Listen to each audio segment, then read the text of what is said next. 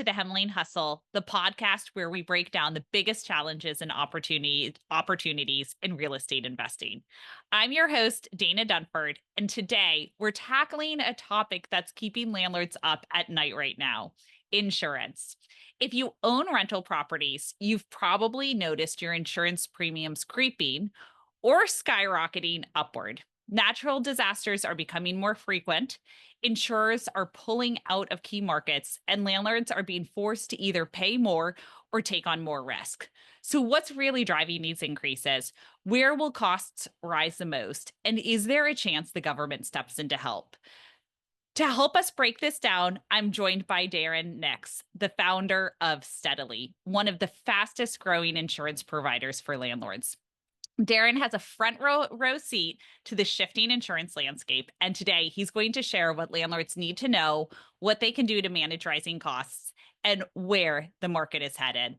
So let's dive in. Darren, welcome to the show. It's good to be here. Good to see you again, Dana. Yeah, great. Well, Darren, let's just start with the big picture. What's happening in the insurance industry right now, and how much are rates going to actually increase for landlords?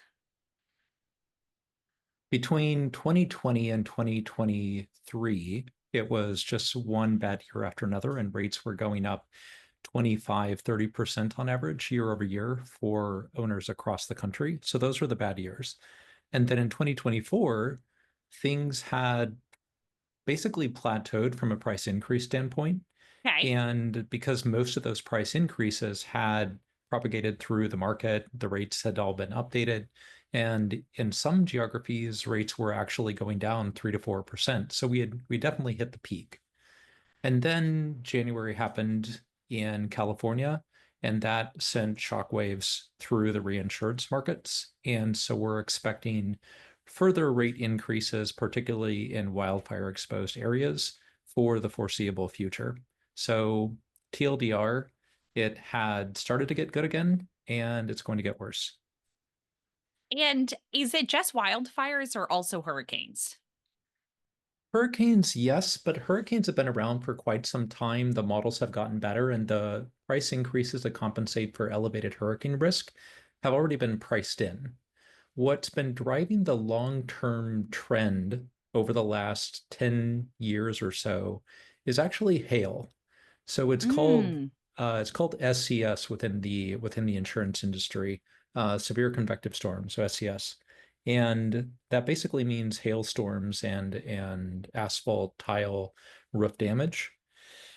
It's just gotten incredibly expensive to repair over time as the price of contractors gone up, as the rates of people filing claims have gone up, and as the rise of the what's called the public adjuster uh, industry has grown. Okay. And what are other factors at play? So I just learned about hail. That's a new one to me. Obviously, hurricanes have been in the models for a while. Wildfires are is the one that's now getting factored into these insurance premiums. What other factors are at play right now, with what's driving up the costs?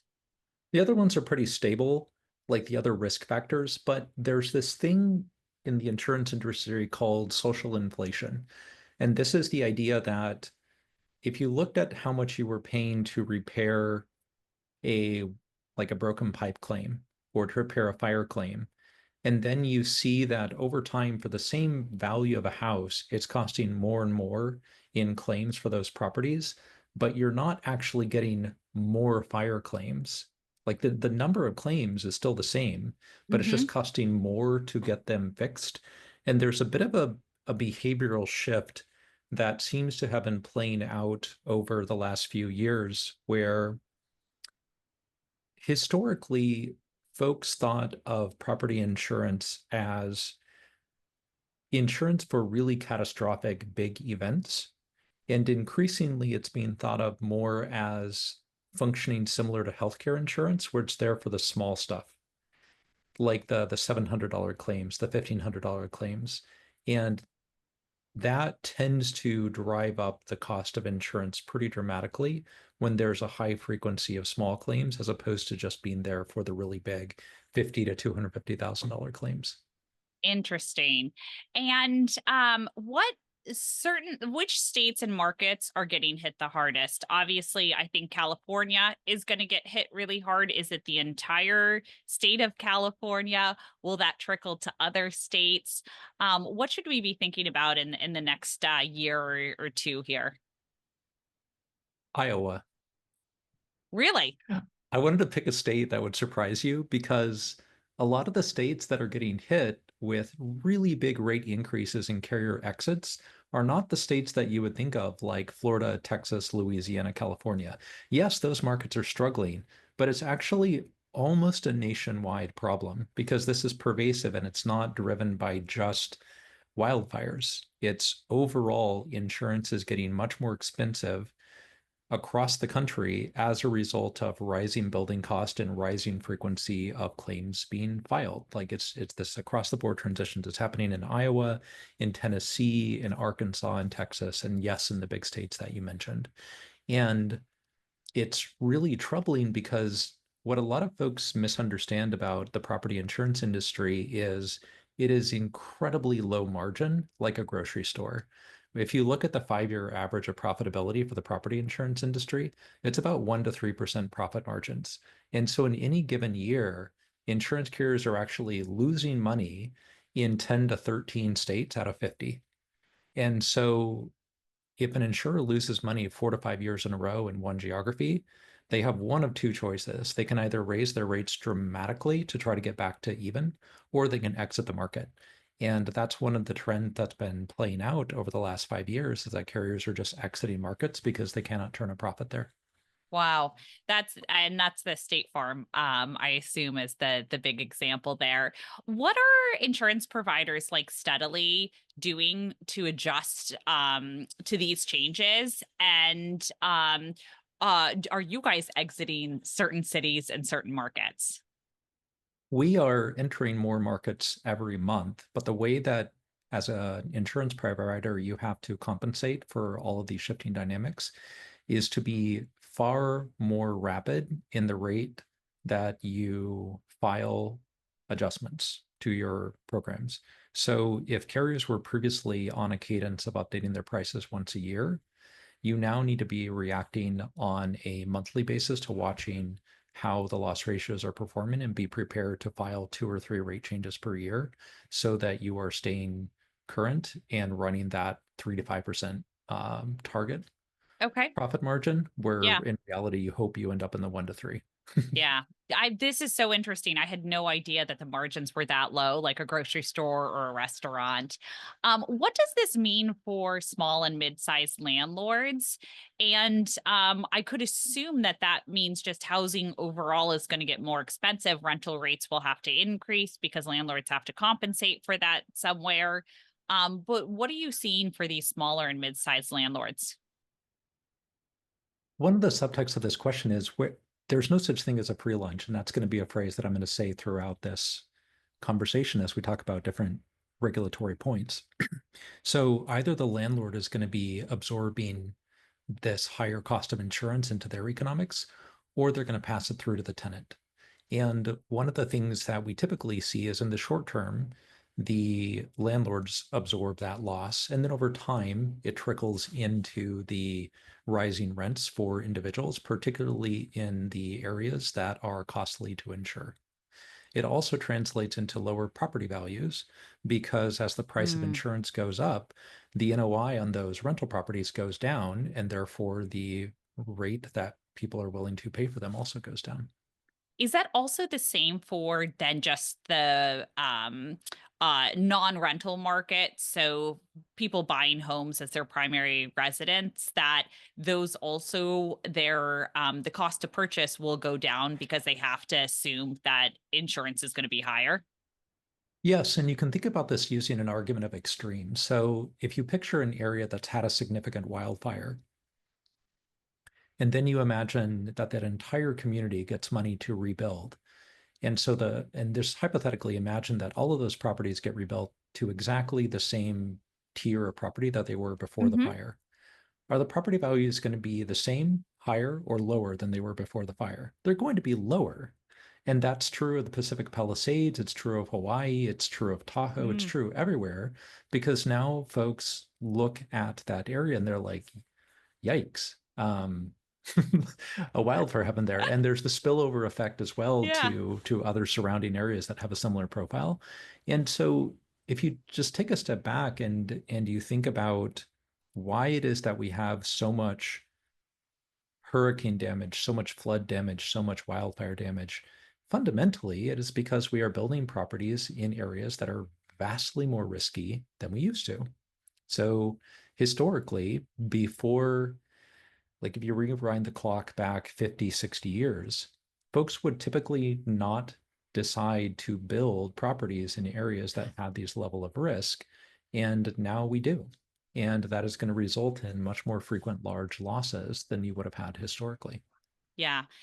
Makes sense. Have you seen investors changing their buying decisions based on the rising insurance premiums? Like, are you seeing investors say, "Oh, I'm not going to touch this state or this area"? And it sounds like, based on what you said, those might be the best places to invest afterwards. But what are you seeing with investors? Investors are starting to include the cost of insurance in their pro formas as they're contemplating new properties, and they weren't Hmm. before. Because previously, you could just sort of assume that the cost of insurance was going to be $750 or maybe Yeah. $1,000 a year for insurance. And now in some markets, you're looking at 3,000, 4,000 or plus to insure those properties. And so it actually really does move the bottom line. And as an example of this, one of the tools that has been very popular with Steadily is we released an API where housing exchanges can build in estimators of the cost of insurance on a property. And there's a lot of demand for that. That wasn't there 4 or 5 years ago, because when folks are looking at a marketplace, they want an accurate estimate of what it's going to cost to insure it because it moves their economics.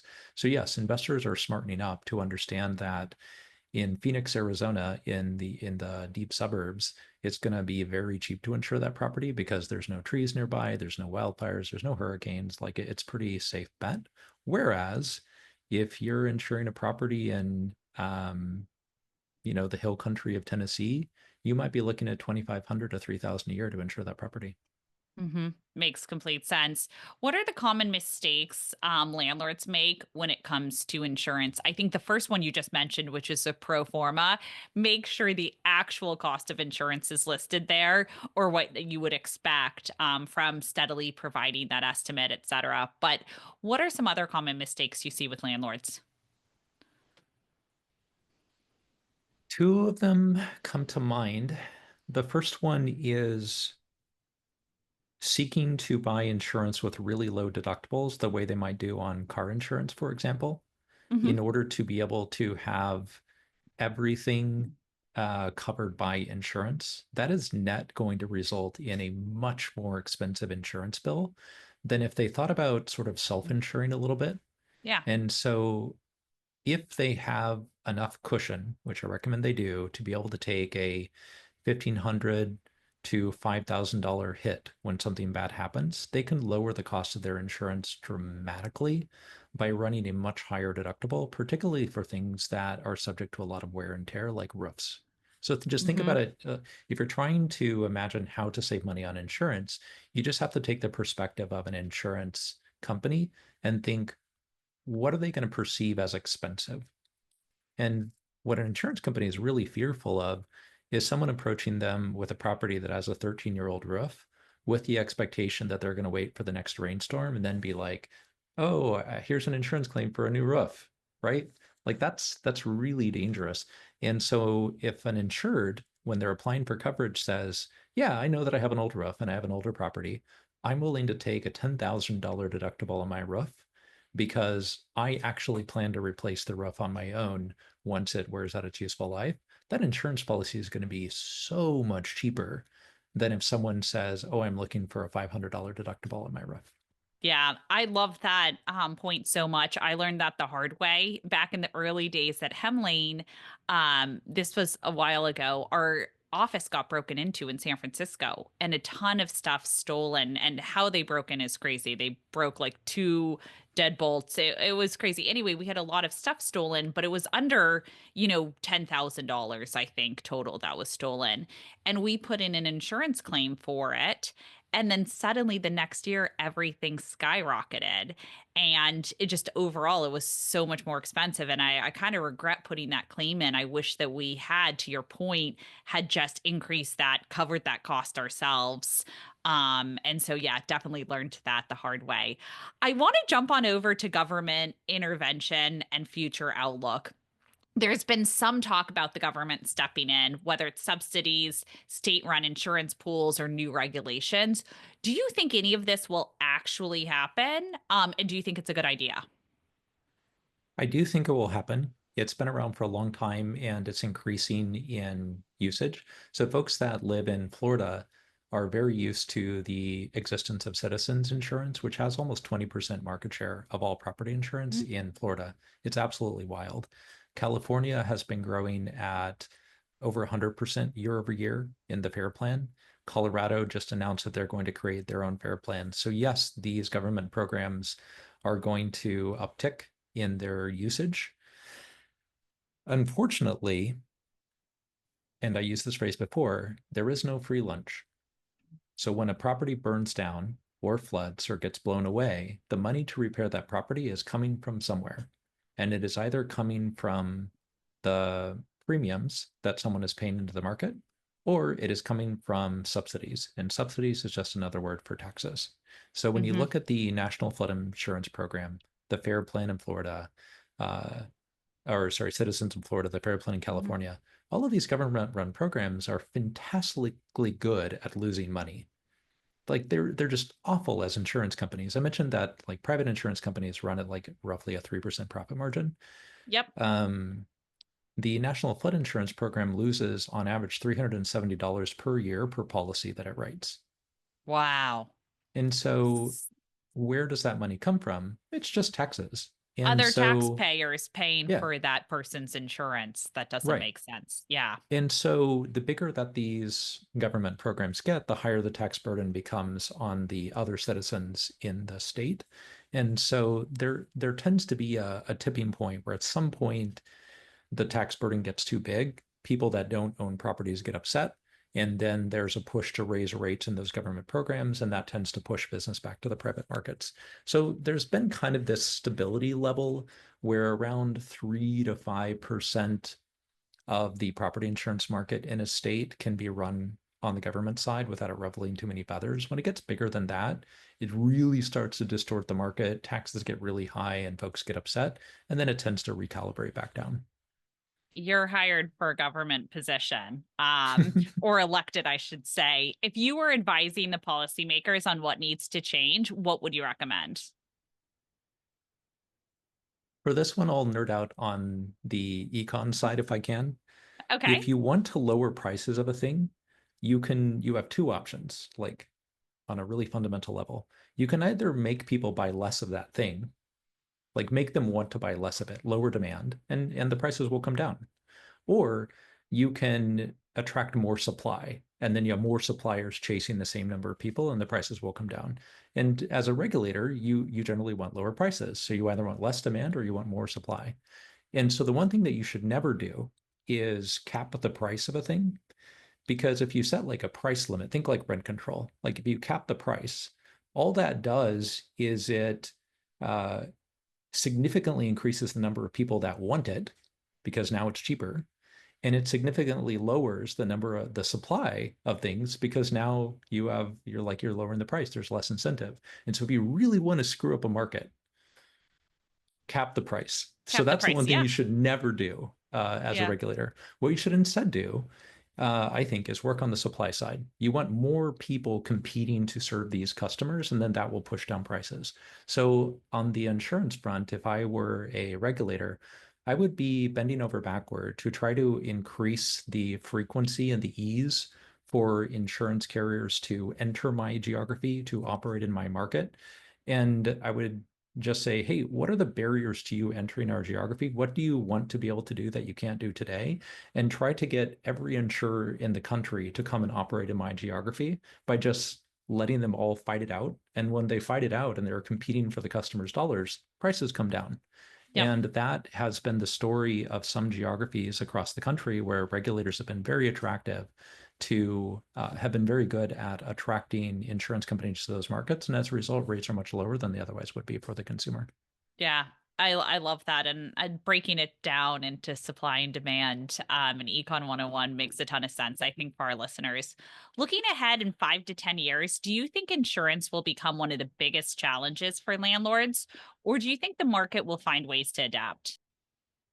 The market will find ways to adapt. I can say that with near certainty because the insurance industry and the landlord insurance industry have had challenges in the past, and things tend to recalibrate over time.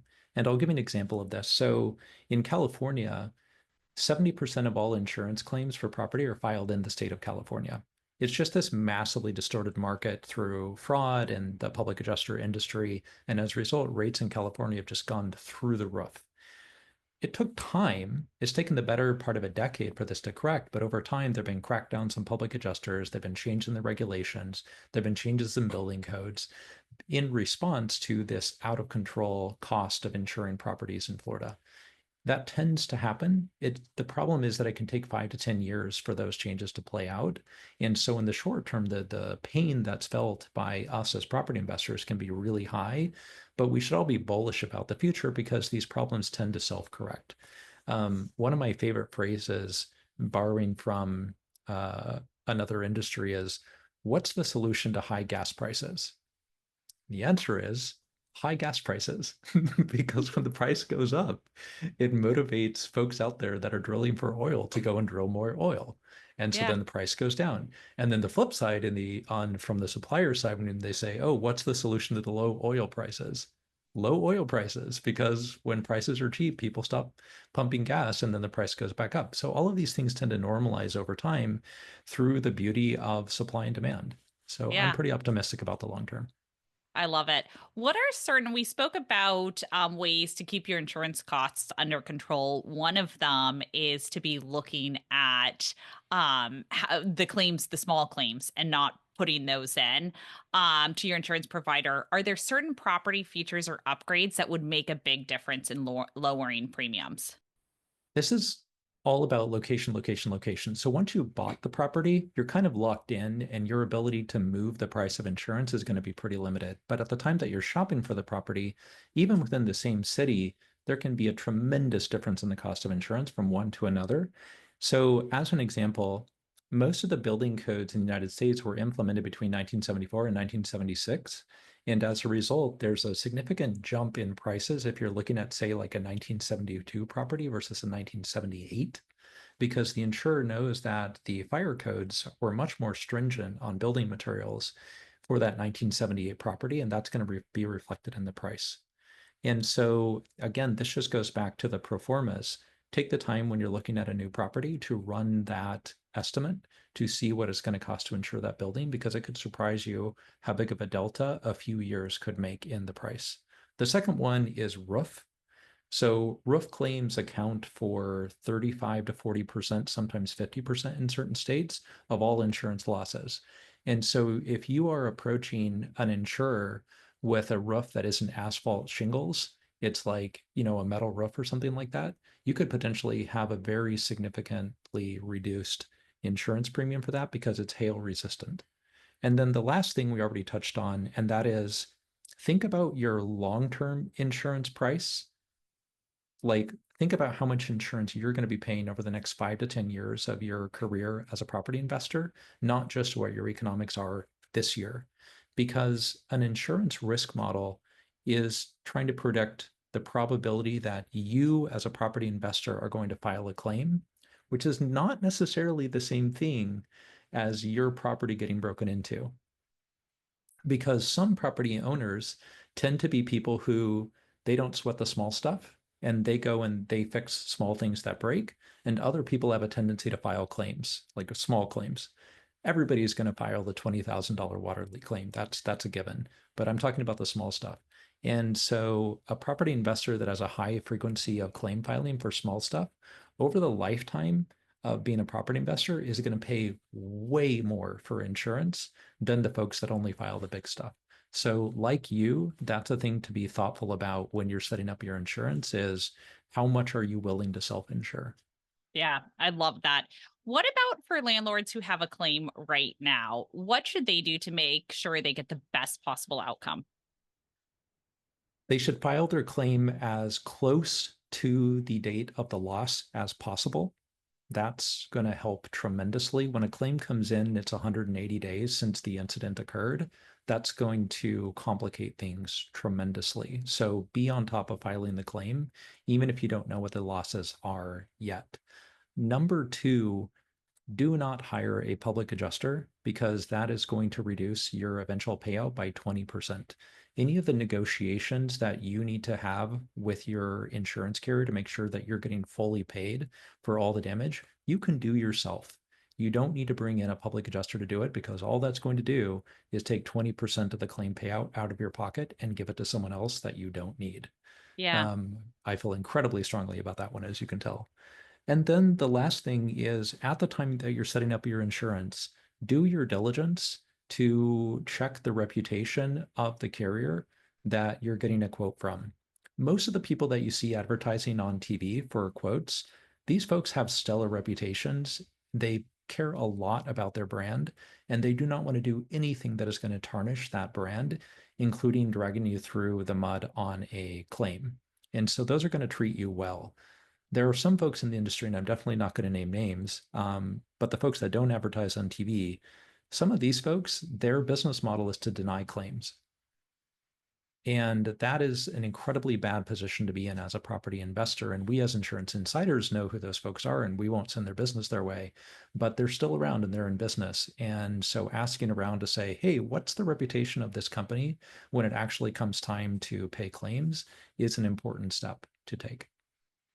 I love it. That's I'm gonna go look at which ones are promoting on TV more often there. Final thoughts. What's one thing landlords should be doing today to stay ahead of the changing insurance market? This has been the refrain throughout the conversation, but run a pro forma on your property.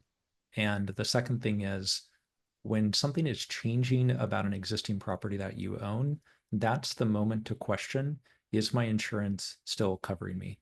Mhm. I'll tell you an embarrassing story. I've been in insurance for a very long time. I own rental properties. And I put myself in a position where I wasn't covered. And I ended up having a very expensive claim where I had no insurance coverage for it. So the basic Wow. example was I had a rental property. I was planning to sell it. So I let all of the tenants' leases lapse. So the property became vacant. And then I listed it on the market. It had been on the market for 60 days because I'd priced it too high. It got broken into, $25,000 worth of vandalism damage to it. I filed a claim. They came out and said, I'm so sorry, but your property has been vacant longer than 45 days. And this is like an occupied property policy. You don't have coverage for like a long-term vacant property. You're not covered. And I was like, you're right. I should have known better. The rule of thumb is when something changes about your property, that is when you need to ping your insurance agent and say, hey, is my property covered for this? And it's not. And this is also one of the sidebar lessons. Having tenants in your property is one of the best protectors you can make for something bad happening to the property. When a Hmm. property is vacant, a little water leak that would have been a $500 cleanup can turn into $30,000 of mold and rot. A smoking device plugged into the wall that turns into a fire when nobody's in it. Like little problems become huge problems when properties are vacant. And that was a very expensive lesson that I learned the hard way. I love that point so much because we really bring that up of price your property correctly. We need to get this off market within 20 days because you're totally correct. Whether you're using an agent or showing it yourself or using self-guided tours in all three examples, a water leak may not be found until the next showing. It can be really damaging. Where can people learn more about Steadily and connect with you? I'd love for them to go to steadily.com. And in 90 seconds, you can get a policy that is built for landlords. That is all we do. Great. Well, thanks so much, Darren, for joining the show today. Really appreciate it and such helpful insights. Thanks, Dana.